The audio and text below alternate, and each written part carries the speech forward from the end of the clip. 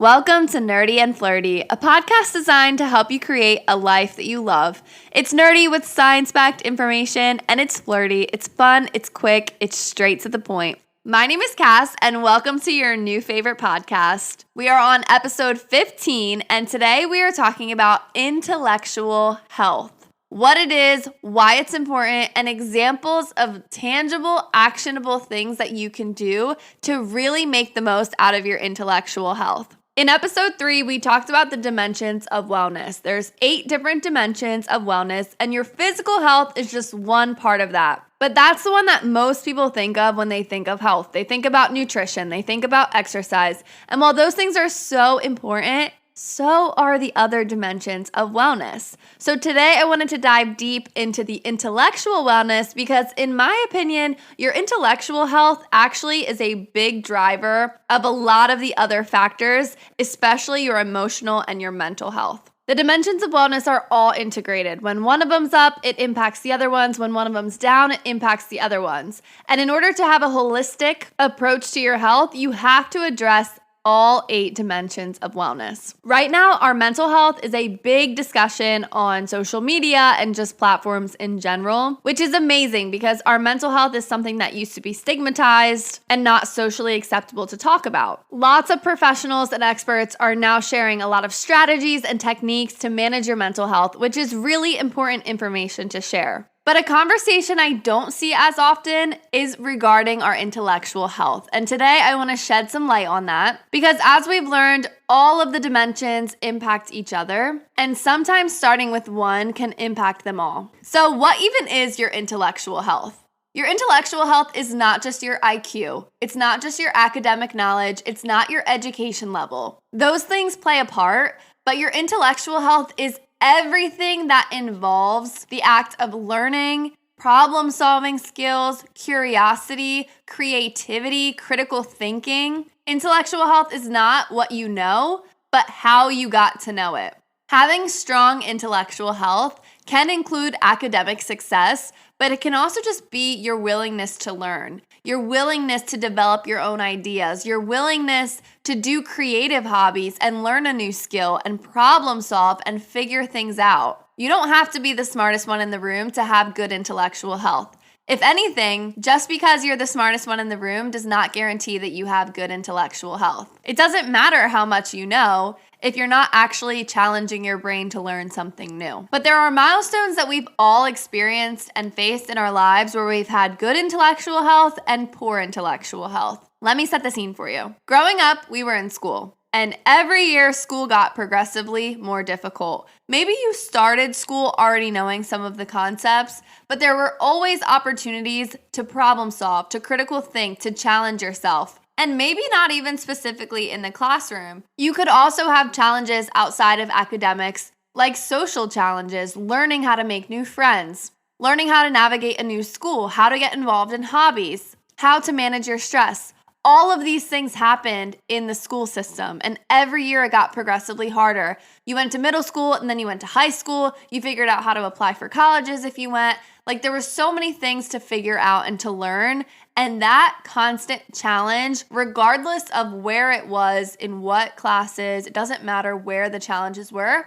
The point is that we had challenges that we had to overcome, and it forced us to deal with our intellectual health and use it. But then you finish high school, and maybe some of us go to college, maybe some of us go to grad school, but at some point we enter the workforce. And this is where it gets a little tricky. Starting out a new job, you do have some challenges in the beginning. You have to learn the ropes, you have to learn the systems, you have to learn how to do the job. But at some point you learn it. And I think this is why post-grad is so difficult for so many people because you stop having systems that automatically challenge you. If you started a job post-grad and you started to see a plateau in yourself, ask yourself, when is the last time you were genuinely challenged and excited to learn something new? I know for me, post-grad initially hit me really hard. I was so used to being in school and always having something to look forward to and something to learn and certain achievements that I wanted to hit. And then you go to post-grad and you don't really have that. In your workforce, you might have a promotion to work up towards. You might have little achievements here and there. But for the most part, we have to create them in our lives. And that's why prioritizing your intellectual health, especially as an adult, is so important. Intellectual health is important for so many reasons, like our mood, our physical health, but even our longevity and our overall well-being. There's a study done by Dan Buettner. He's the author of the Blue Zones, the founder of the Blue Zones. And if you've never heard of the Blue Zones, there are 5 areas around the world with all different climates, all different cultures that have the most centenarians. Centenarians are people that live to 100 or above, and Dan Buettner found these 5 areas that magically had significantly higher centenarians than other places. What's unique about these places is the 5 blue zones are completely different places. There's one in Greece, one in Italy, one in America, one in Japan, and one in Costa Rica.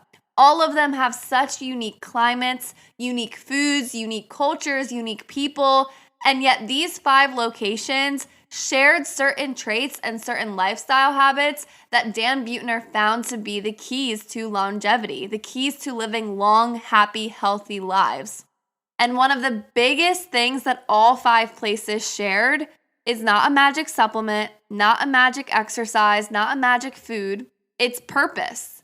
It's having purpose every day.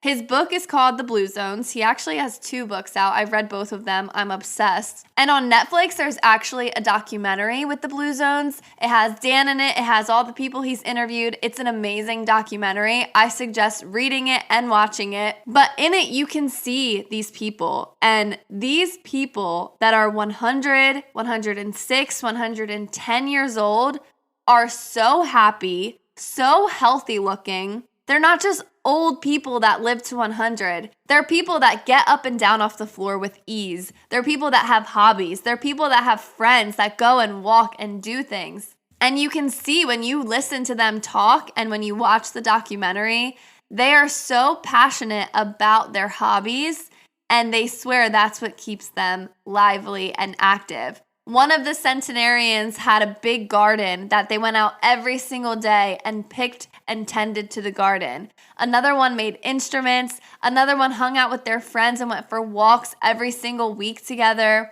In Okinawa, Japan, they call it your ikigai, which is your purpose in life. But all 5 blue zones shared that common denominator of having a purpose to live a long, healthy life. Whether you end up watching it, reading it, or both, it's such an amazing collection of qualitative data to show true longevity. And it's something that not too many people are talking about. You know, people say, don't drink alcohol and eat enough protein and drink your protein shake every morning if you want to be healthy and you want to be strong and all this stuff.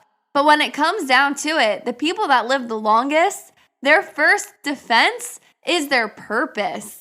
And if that's not amazing to you, I don't know what is, because that is so amazing to me. And all of this stems from your intellectual health. Going along with this conversation, I have a few more statistics that I want to share. Besides just living a long time, having a strong sense of purpose is also linked to lowering your risk for chronic diseases. In another study that I read, people with the highest sense of purpose had a 43% reduced risk for depression, 13% reduced risk for sleep problems, 46% reduced risk for mortality, and just overall improved health behaviors and social behaviors. Not to mention the benefits of your brain health when you actually start to prioritize your intellectual health. Challenging your mind and learning new things not only gives you a sense of accomplishment, but improves your actual brain. Every single time you learn a new skill, your brain is working differently.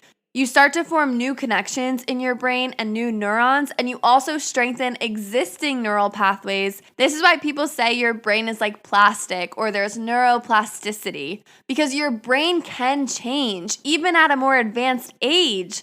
Learning new skills has a positive effect on your brain health. When you don't learn new things, your brain slows down. Your brain's less responsive, your memory's worse, your brain fog is worse. Your brain doesn't function the same way it would if you were giving it things to improve off of. Also, learning something new increases your dopamine. Dopamine gets increased by all kinds of things, and some of them aren't always the best. For example, addictive behaviors, social media, sugar, those things spike your dopamine. But learning something new, That's a positive way to spike your dopamine and get that exciting, happy chemical going through your brain. And what's cool about dopamine is every single time you get that hit of dopamine, you want whatever you just did more. So if you're learning something new, your brain's going to associate learning something new with a positive experience because of that rush of dopamine. So I know you're dying to know, how do we work on our intellectual health? At the end of the day, it comes down to growth. It comes down to challenging your mind, challenging your body to go outside of your comfort zone and learn something new. As we get older, it gets harder to find times throughout the day to pursue your hobbies, to pursue your passions, to do things that put you out of your comfort zone. It is so easy to just live day to day and never really challenge your mind. You have to go out of your way to challenge your mind. Now, some obvious ways to do this to improve your intellectual health are some of the academic things. Things like reading, listening to a podcast, taking a course. If you like academics, take a course that interests you. Get a certification in something you're interested in. It doesn't have to be something you start a side hustle in unless you want to. But if you're interested in nutrition, take a nutrition course. If you're interested in fitness, take a personal training course. Expose yourself to new information. I really like TED Talks for this. LinkedIn Learning has a ton of courses. A lot of them are free. Patreon has courses. Go on Facebook and look up events near you and see if there's any lectures nearby that you can attend. You don't have to be a student or pursuing a degree to take a course, to take a class, and learn something new. Now, let's say you're like, Cass, I do not like school. I never liked school. I'm not into the academics. I got you. Another section for intellectual health would be anything creativity related.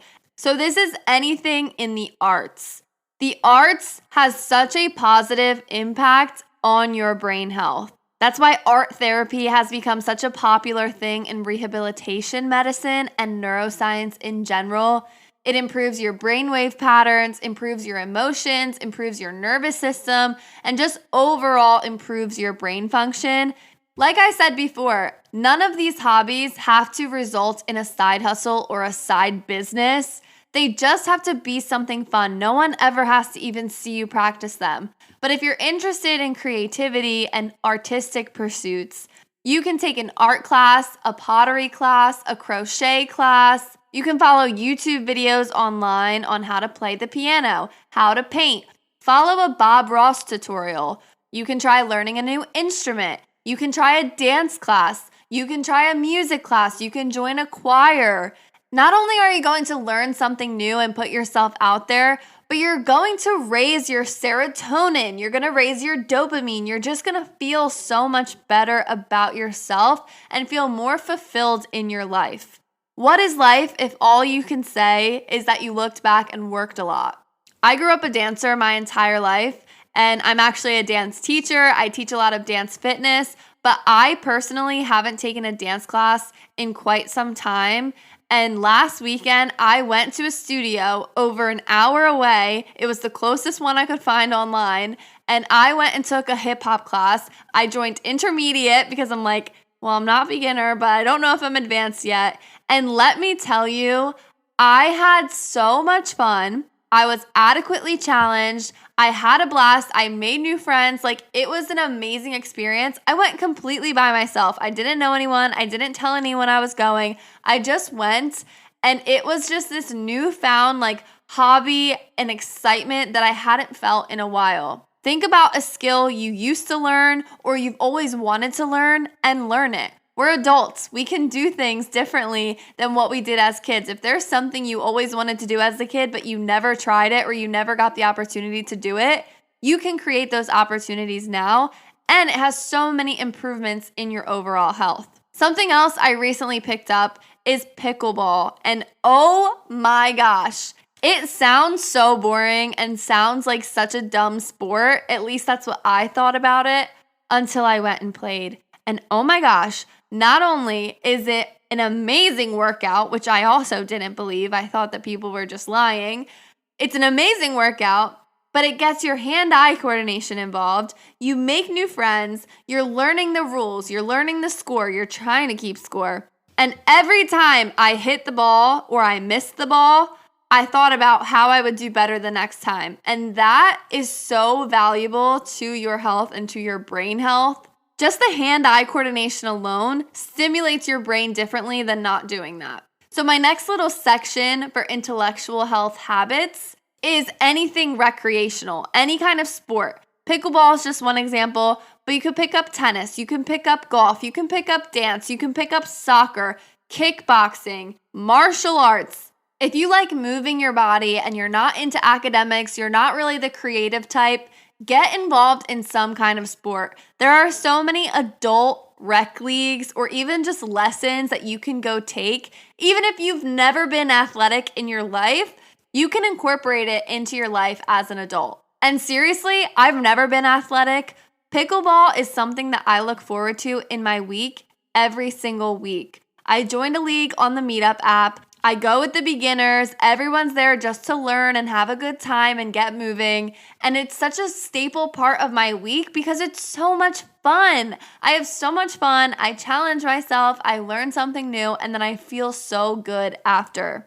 When's the last time you did a hobby without any productivity associated with it? If you're feeling down or unclear in your life and you're not really sure why you don't feel fulfilled every day, I recommend scheduling out at least 1 to 2 hours per week of dedicated hobby time.